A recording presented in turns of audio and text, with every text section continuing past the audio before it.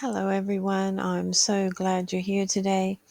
My name is Lynn and I live in Australia and I'm a pharmacy assistant here in Australia and I'm sharing my knowledge with you.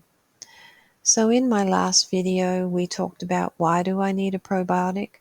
I didn't get to quite finish an important topic about the different types of foods that we eat and how that affects the absorbency of the good and the bad bacteria and how the probiotic can have an influence on your gut area in that way.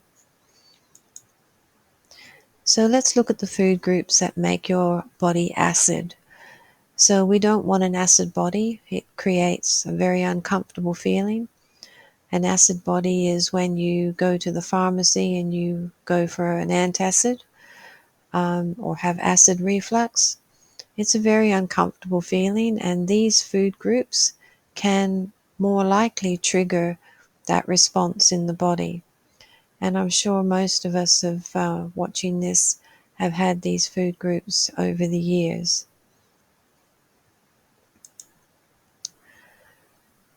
So when you have too much acid in the body, its technical term is called acidosis. And as I mentioned, you'll go to the pharmacy, you'll get an antacid to get relief from the burning feeling in your esophagus, even down to your belly. You can have hot and cold flushes, muscle cramps, and it plays havoc with your gut area. So I'm going to talk about the acid foods or the groups that can trigger this.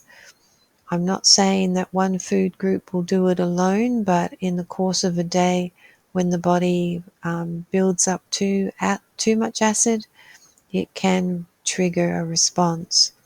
So let's look at these food groups.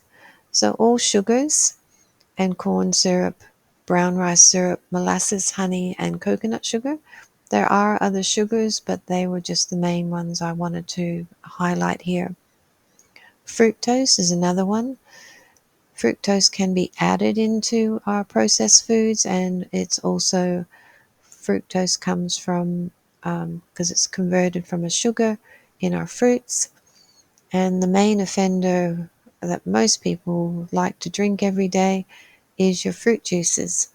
So the manufacturers put added sugar into the fruit juices, so you get a double whammy of sugar, and that's going to cause an acid response.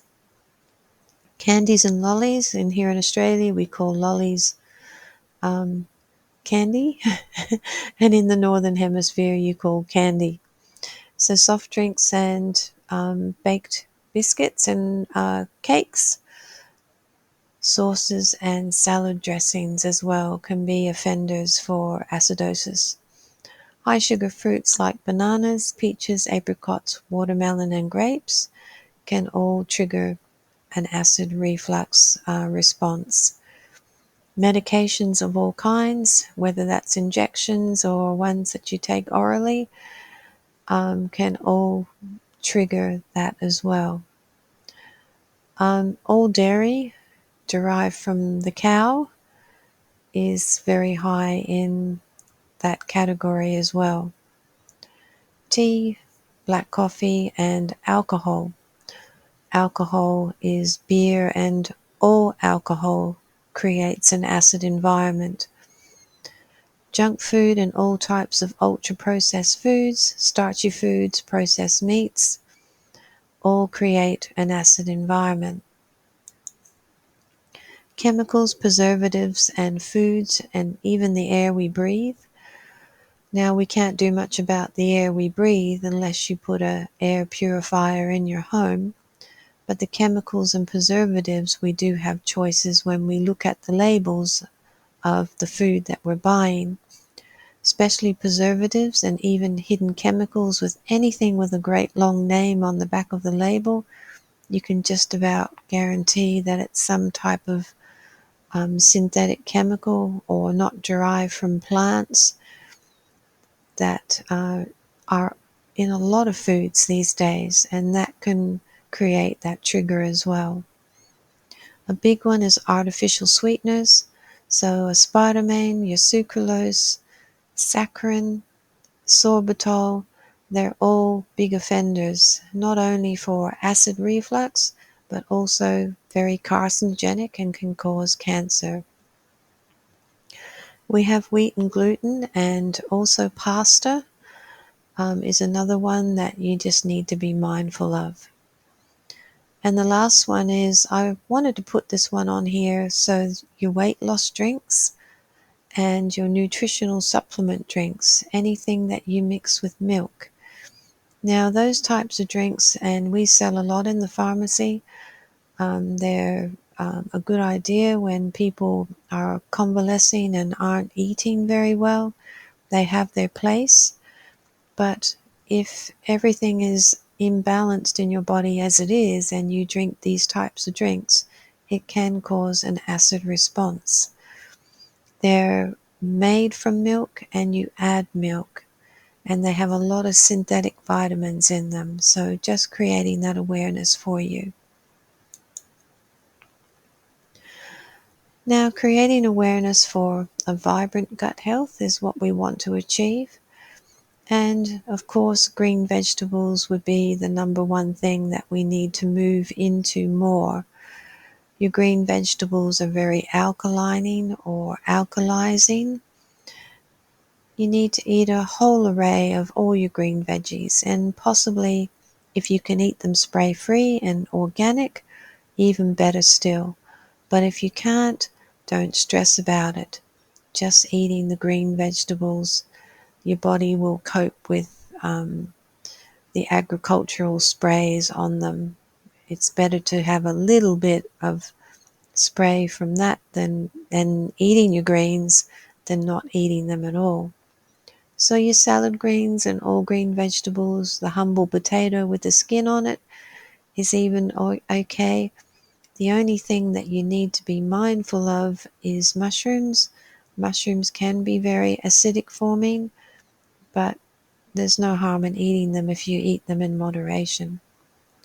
Adding herbs and spices to your food are very alkalining too, and great nutrition and antioxidants in them.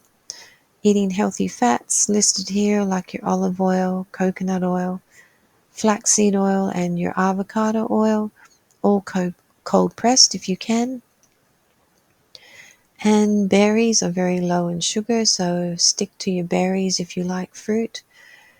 But the one I'll caution you on is strawberries. They're very highly sprayed and very chemicalized, which is not good for the body.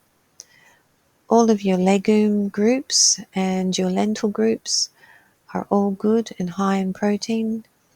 Your nuts and seeds in moderation are also very good because they have all your healthy fats in them. Brown rice is still a carbohydrate and converts into a sugar, but it's a whole grain and is not so damaging as to your gut area. The one I love the most is lemon, limes, and grapefruits, freshly squeezed. Much to people think that they are all acid. Well, they do taste acid, but when we squeeze them in some filtered water or eat a grapefruit whole, they're actually very alkalining and very good for our bodies. Watered is to be filtered and not from the tap. Tap water is very acidic and can cause an acid response as well. So things like your salmon, trout, and tuna are all healthy options. They're very easy to digest, and they're very good nutrition. And the last one on our list here is your prebiotics. Fermented foods are a great way of populating our good and bad bacteria, more good bacteria, with your kefir, your sauerkraut, tempeh, and tofu. So this is the conclusion of my video, and I just want to express my gratitude to all of you here. I do hope that you're more armed with some practical information now, and you have a little bit more awareness of the common things that can trigger an acid response. We don't want to have dysfunction in our body. We know how that makes us feel.